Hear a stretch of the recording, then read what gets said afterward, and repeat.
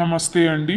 YouTube ప్రేక్షకులందరికీ స్త్రీ పురుష వశీకరణం ఎలా చేసుకోవాలి అనే దాని గురించి ఈ వీడియోలో చెబుతున్నాం.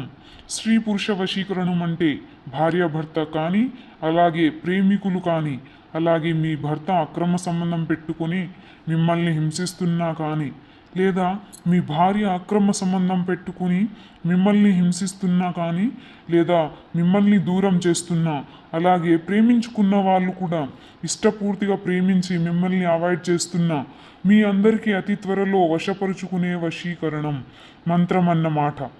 ఓం హ్రీం శ్రూం గురవే నమః. ఓం హ్రీం శ్రూం వశం వశం హే నమః.